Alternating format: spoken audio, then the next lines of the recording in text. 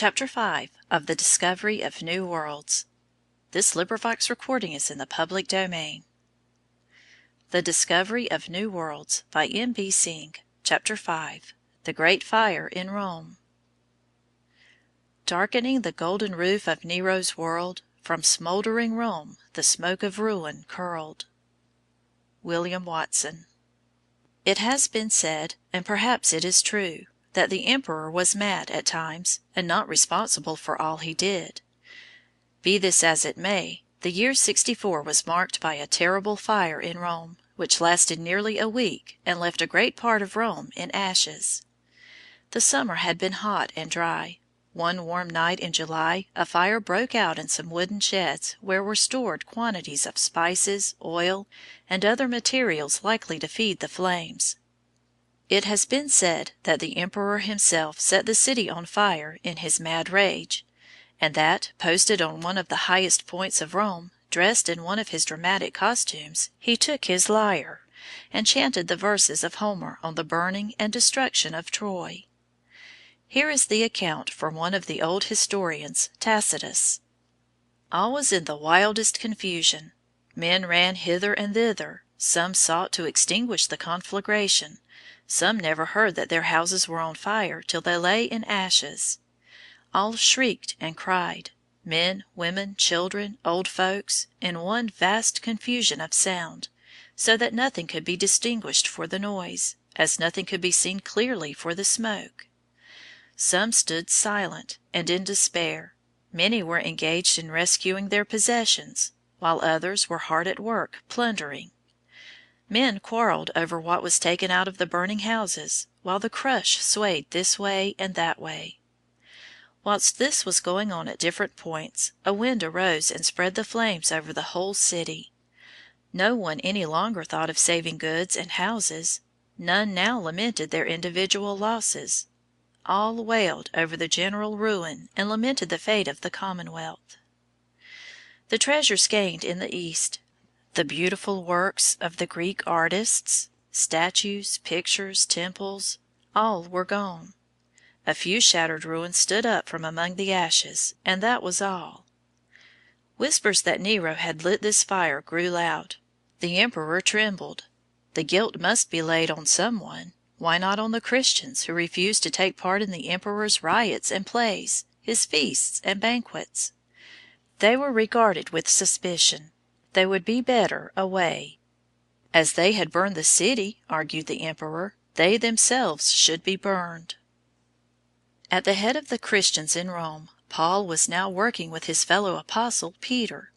He had toiled hard during his 2 years' residence in the great city, where the people had lost their ideals, lost their old love of freedom for their state, and lapsed into that condition of ease and luxury which sooner or later brings every nation to its fall. Paul was an old man now. His appeal to Nero had been successful, and he had been set at liberty. Here he had written his letters to the men of Ephesus, or the Ephesians. Beautiful letters, sad, yet full of hope. Again and again he repeated his charge to the brethren. They must carry on the work. His own end was near. His fight was nearly fought. His course was nearly finished. The end was now come.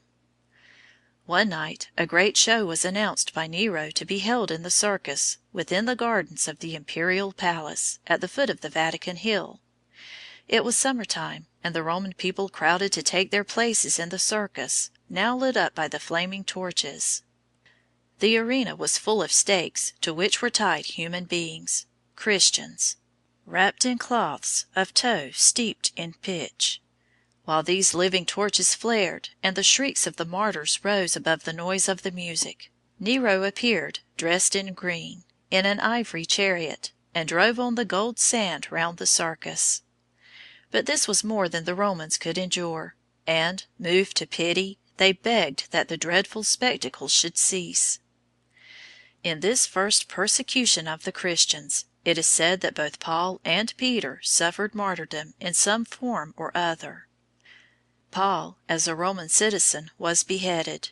Peter was crucified, as his Master had been before him.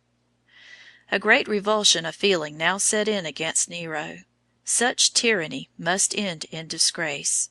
As time went on, one by one deserted him. Courtiers, slaves, freedmen, all forsook him. At last the very guards at his palace left their post, and he made up his mind to flee from Rome. He could find no one to fly with him. "Is it so hard to die?" said one man, quoting the poet Virgil. "I have neither friend nor foe left," wailed Nero, when the gladiator he had ordered to kill him failed to do it. It was night, a hot summer night, when the wretched emperor disguised himself and rode forth to seek a hiding place, where at any rate his life might be safe.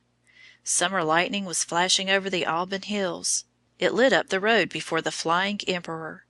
He shivered with fear. As the morning dawned, he was persuaded to creep into a villa owned by a freedman, Phaon. Through a hole at the back he crawled on all fours, and threw himself on a miserable pallet inside.